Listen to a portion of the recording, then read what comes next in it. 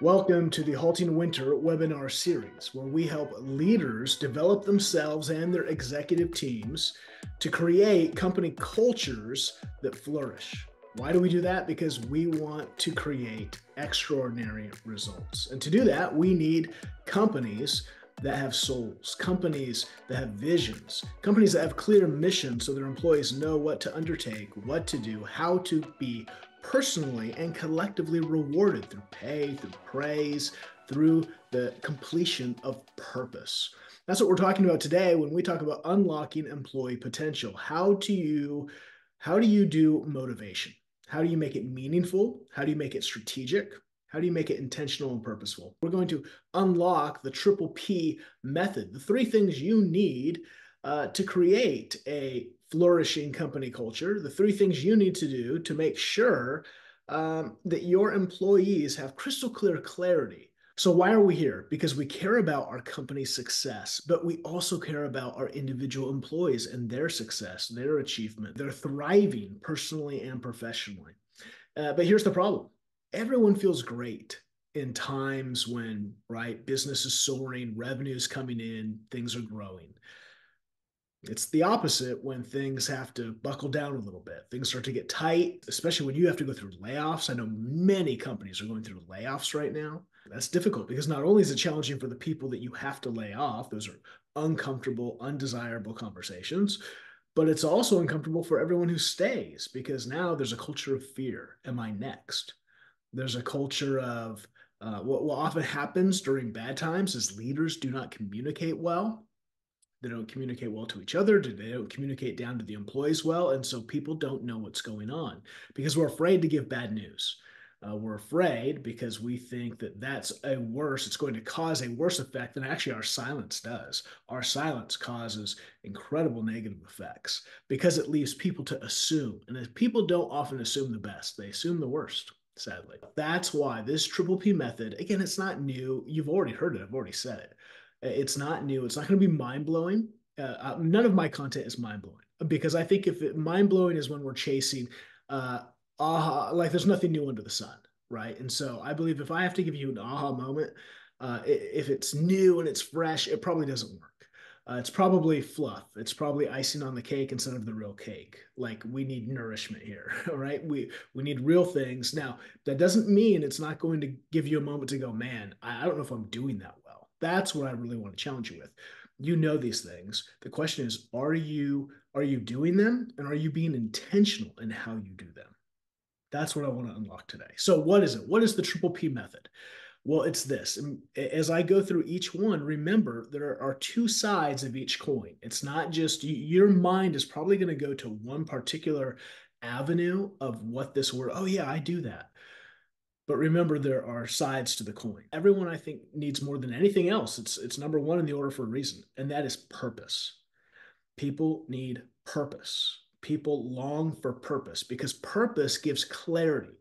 This is why we're doing it. This is why it's important. Like we love why. And most of the time businesses just do the what and the how. Simon Sinek has a great book on this. It's called Start with Why. I think it's behind me somewhere.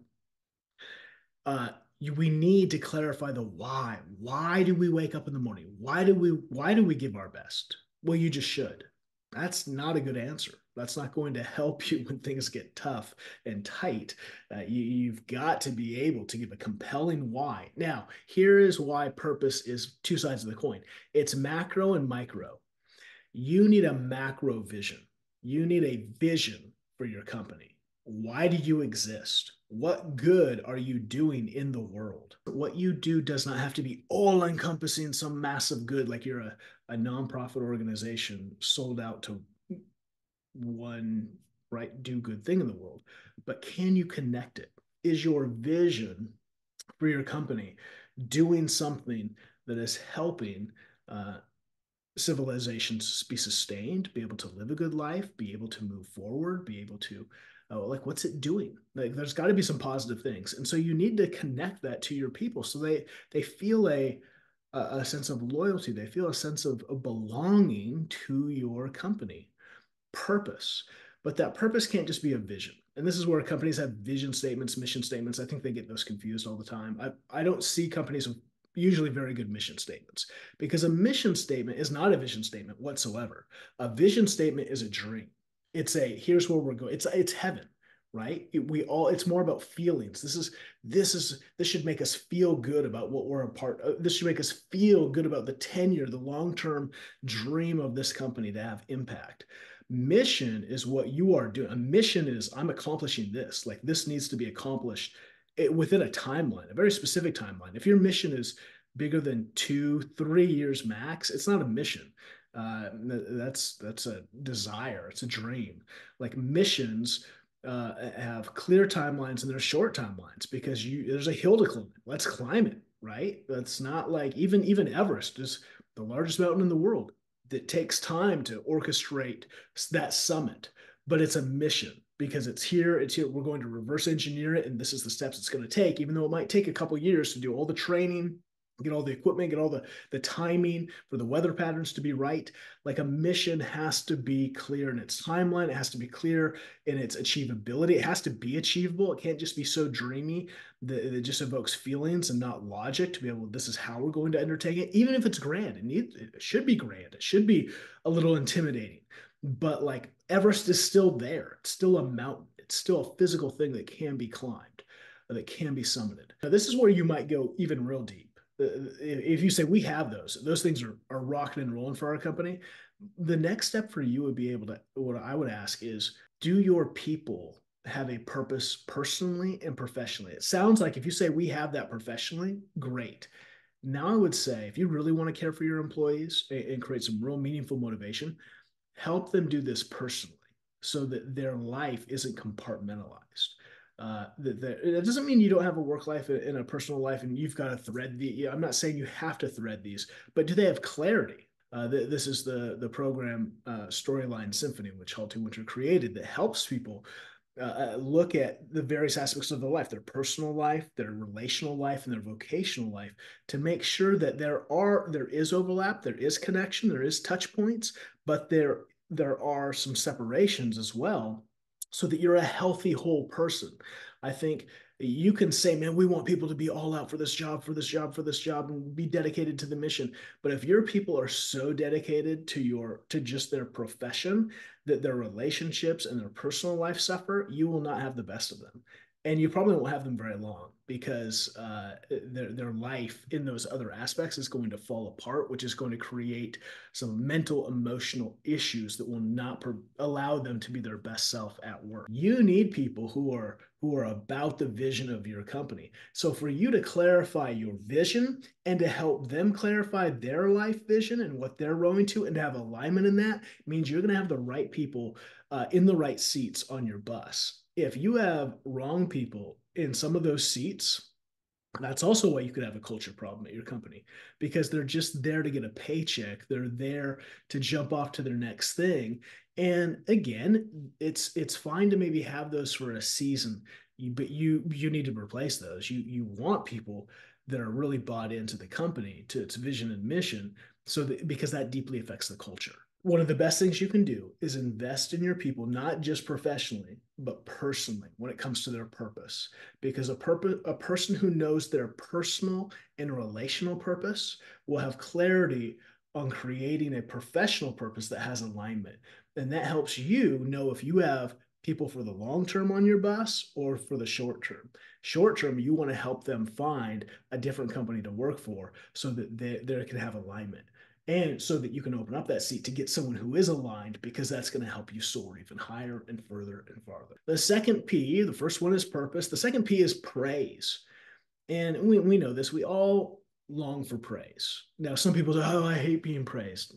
You don't. You just feel uncomfortable with it, probably because it wasn't given to you as a child from your parents or something has happened to you that has made you like you get cringe factor. I get this, right? I've been a performer my entire life, but I've always felt awkward at the end of the performance when there's applause, when there's of course I like it. I want to know that I did a great job. I love that, but I don't like there is an awkwardness to it because for me, I grew up in a culture where it was very like pride's the worst thing you can do, and you know, be very humble, be very. And so at that point, I felt like this was wrong. Like I felt like even though I wanted applause, I wanted affirmation, it felt wrong that I was getting it because I was like, oh, is this what pride is? Is this what, right? And I didn't understand how to embrace people's pleasure in performance. And so anyway, unpack some drama for you. But I think, right, that's where we all want praise because we all have identity issues. We all want worth. We all want value. The question is how you give praise. So I said two sides of the coin. Praise needs to be individual and collective when it comes to your company. You need to praise individuals, but you need to praise the team together. So when the team succeeds, you praise the team. And you can call out individuals for their unique contributions, but don't just do one or the other. I think you especially if you're a leader right now, you have a default. You have a default, and that default is probably how you want to be praised, is how you will give praise. But there are many ways to give praise privately, publicly, many ways to do it publicly, many ways to do it privately through words, through tokens, through writing or a card, a letter. I mean, there's just all kinds of ways. And I would say this is as you grow in leadership, a lot of leaders don't lead well because they were most of us came up to leadership by doing. We were great doers. We focused on doing. We excelled at doing. We outdid the people around us. Well, the issue is as you excel in that, as you do more, when you get into leadership, you're always looking for something to do. I've always done, I need more to do. Well, here's something the things that we should be doing, like making sure purpose, vision, and mission is cast, making sure praise is given. That seems like, oh, I know I probably should do that, but I need something real to do, something that I see results from. Praise is one of those things that you need to do that you won't see results from, like emailing someone or right checking something off the to-do list. You don't see the after effects of it as clearly as a project is done, but you need to do it. You need to do it in various ways over and over and over, individually and collectively. So you have purpose, you have praise. The final P is pay. We get this. People want to be paid. People need to be paid. They need their personal life taken care of. They want a personal life that not only has the essential needs covered, but has a life that's enjoyable, that has vacation time, has experiences, that has the ability to love on people and serve on people. So that's where pay, just I think sometimes we pay to us, it's just a bottom line. But remember what you're doing with your people. You're loving your people. You are allowing your people to enjoy the whole reality of their life, their personal life, their relational life, and their vocational life. Because here's the other thing people will, unless you're paying for everything, which you're not paying for their clothes, you're not paying for their car usually. You're not paying for, I mean, right? There's so many aspects of life that people invest into their careers. And so just remember, you are investing into your company. When people have good personal lives, when they have good marriages or partnerships or parenting, right? They have good family structures, they have times with friends, you're getting healthier people who are able to perform better. So pay your people well. But here's the aspect of pay that you might not be thinking about that I want you to really see now is going to connect all three together. You need to have this in mind when it comes to pay. You need to pay your people. And what I mean by that is resource your people. You need to resource them with what they need, whether that's education, whether that's tools, whether that's training, whether that's whatever it is. Are you paying your people so that they can accomplish the purpose and receive the praise? Let me say it again. Are you paying your people so that they can accomplish the purpose that you have set for them in order for them to receive the praise they deeply desire? I'm resourcing my people to accomplish the purpose, and so they're receiving the praise. And now, right? And now it's probably going to boost my actual personal pay. And boom, more and more and more and more. Companies growing, things are thriving. People are motivated because they deeply long to want to be a part of something that has purpose. They deeply long to feel a part of that, to feel like I contributed, I'm significant here, which is praise. And you're resourcing them to live a good life and to enjoy coming to work. Again, it's very simple. And yet we're getting distracted by auxiliary, tertiary things, trying to, oh, we need to create company culture by doing this kind of party and by doing this kind of activity. And Again, I'm not saying those things are bad or a waste of time. I'm just saying if you're not doing purpose, praise, and pay clearly and intentionally, I don't care what you do tertiary, it will not matter. It will be mist and dust in the wind. This is what matters: purpose, praise, and pay. Purpose, praise, and pay. A vision that compels us, a mission that intentionally gives us actions to do to accomplish and achieve in order to receive praise, both perfectly, but personally and collectively. So I feel a part of a team. I feel a part of a people. I'm part of a community. People, humans long for community. We are tribal. We want to know who's in, who's a part of the team, who are we rowing with? Because individually, it's too much work. I mean, that's individual sports are some of the most unique sports because you are, and this is why, like Jordan, I think of Jordan Spieth. He always talks about we. He's like team, team, team, because even individual sports need coaches and all these people on their team to resource them because they can't do it alone. It's too much. And it's too much, not only physically, it's too much mentally and emotionally, that because everything falls on you. Your failure is yours. It is.